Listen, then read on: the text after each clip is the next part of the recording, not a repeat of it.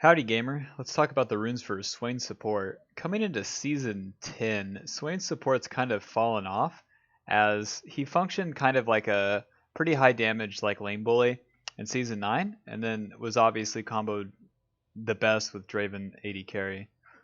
But coming into Season 10, he lost a lot of power, especially early game, because now the support items have to scale. And with the old Spell Thieves, it gave you a lot of damage early, like deceptively. And then with the first recall, you get Frostfang, and then that gave you CDR, and then just more damage. So Swain support's missing out on a lot of that early, but there is the trade-off with mid game. You do have more power because the Spell Thieves item is just way stronger once you fully upgrade it.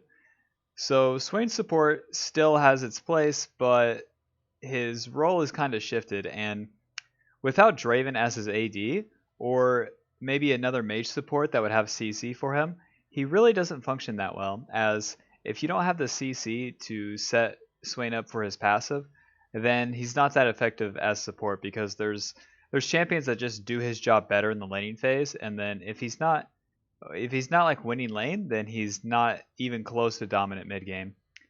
If he's matching like a melee support in terms of scaling, then he's probably losing because Swain's support needs to be able to get on top of enemies and then actually survive. And if he just doesn't have the items to do so, whether it be Rod of Ages or Zanya's early, then he's just not strong enough.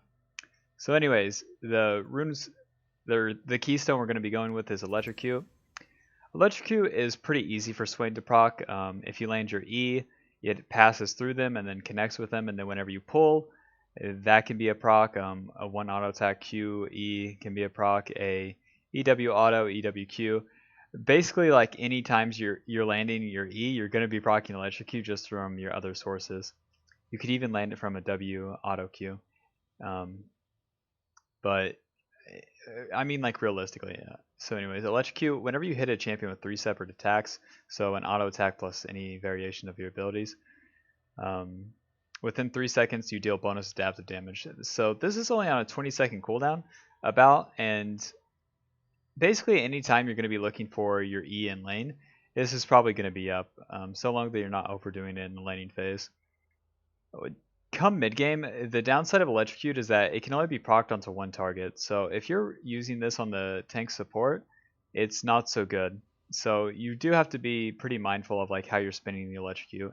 In team fights, it can be kind of a bummer where it's not like where Swain has so much AoE, it can kind of not be up to you like who you proc the Electrocute on. So there is a downside of it where it's only single target, but the amount of damage that Electrocute offers you on top of Swain's already pretty high burst as a support is really, really good, and then really synergistic with what you're trying to do anyways, which is follow up on the CC that either you or your carry has provided and then burst the target that you've pulled and then landed a root on. Next rune is going to be Cheap Shot. Damaging champions with impaired movement or actions deals bonus true damage. This is only on a 4-second cooldown, so if you're in the ideal Draven lane, Draven throws his E, you pull them, you throw your E, you CC them, you get 1 proc a Cheap Shot, and then once you land your E, you can use your W, and then that applies a slow. So you can get Cheap Shot proc multiple ways in all in or throughout a team fight. And if you're just using it for poking lane, it's also pretty good because anytime you're going to land your E or W, you're going to get a Cheap Shot proc as well. So pretty good rune, and then the amount of damage that it offers, it builds up pretty quickly, so long that like your landing abilities. Next rune is going to be Ghost Poro. What Ghost Poro does is basically whenever you place a ward, after it expires, you're going to get effectively just another ward for another minute. With the Ghost Poro, whenever it's placed, if the enemy steps in the area that is warded, then it goes away. But you retain vision in that same area until someone steps in that area. With Ghost Poro, especially in the bot lane, it's most important to have a ward in the bush closest to their tower so that you can spot if the enemy jungler's coming, how the enemy bot lane's moving if they're playing in max range, or even if like the enemy laners are roaming or whatnot.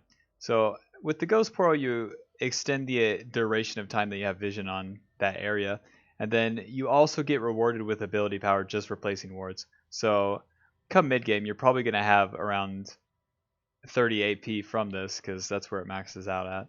And then just the idea of getting extra ability power as a mage support for warding is pretty insane, and it's so good.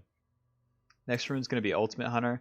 Your ultimate gains 5% reduced cooldown and then an additional 4% per bounty stack. The way the bounty stacks works is it's based on the unique champions that you've killed. So let's say you killed the top laner. That's one unique one. The jungler's one unique one. Every unique champion gives you a bounty stack. And then you're basically guaranteed to get at least 2 bounty stacks, even in the worst case scenarios in most solo queue games. So any cooldown reduction you can get on Swain's ultimate is pretty pivotal, as it's a very long cooldown, and as a support, whenever it's down, you're really going to feel it. And even if you're just playing for objectives, the duration that it's down can be like too long. So you fight for dragon, then you wait, and then two minutes passes, you're still waiting. So having it up more often means that you can just fight more often and then have more successful fights more often. And with how chaotic solo queue is, you better hope that you have the ultimate up. Secondary rune tree is going to be inspiration with perfect timing and cosmic insight. Swain doesn't need biscuits, especially early game. You're mostly just going to be poking with like your auto attacks, because Swain's auto attacks is long enough range, and it's all you need to farm the spell thieves. An auto attack in a queue, and then basically kiting, and then anytime you're all inning, then you're obviously going to be getting the spell thief stacks. So you don't need the mana from biscuits compared to other mage supports. But yeah, with perfect timing, you're going to get a one-time stopwatch, and then this gives you a cheaper build path into Zanya's. But even if you don't end up building into Zanya's and you just build Rod of Ages or even Leandri's early, then it gives you the one-time stopwatch. So whenever a team fight happens, either around Dragon, in bot lane, around Rift Herald, like wherever it breaks out, it's so nice to have the Zanya's early game, as there's just a lot of champions that if they single you out, then they can burst you like regardless of the game state. So to have a tool where you can just dodge all the damage for free once is so impactful. And if you win the one fight, it's just how League of Legends goes. You win one fight, you're more likely to win the next and the next and the next. So having this tool that to make it where you can avoid damage and then win fights because of it is so valuable. And with Swain too, in his ultimate, whenever you use the Zanya's, you're still going to be healing and damaging enemies around you. So it's super synergistic in that sense too. And then with Cosmic Insight gives you 5% CDR on your abilities, summoner spells, and items. So it can be for your Zanya's, it will also be for your Flash and then Ignite, and then also just 5% CDR on your basic abilities, which with Swain's Q, it's nice to have it up more often. And then with adaptive runes, you can go AP, armor, magic resist. You can also go AP, armor. Just depends in the lane that you're playing into. With most lanes, you just want AP, armor, and magic resist, as it's really easy for Swain to get to buy ability power, but it's not so easy for him to buy armor or magic resist. And from level 1, having these resistances will help you lane and then just make you more durable. And if you're surviving the early game, then you're scaling into the mid and late game, and Swain's support just keeps scaling and keeps scaling. So it's nice to have these resistances. With any lane that you're going to play into, bot lane too, you're probably going to be dealing with magic damage, and of course you're going to be dealing with physical damage. Like mage supports deal magic damage, tank supports deal magic damage, and yeah, every single support deals magic damage, and some AD carries do too. So having this extra resistances, again, just makes you more durable. So these are the default runes I'd recommend for Swain support. I really wouldn't recommend playing Swain support without Draven in Season 10. The lane just feels pretty bad.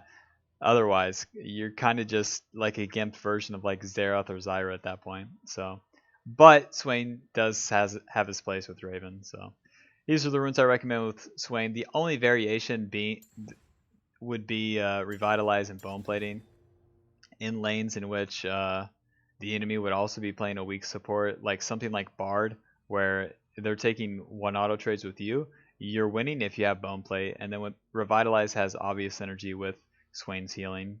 So That'd be the only variation. You don't get any value out of precision or sorcery second.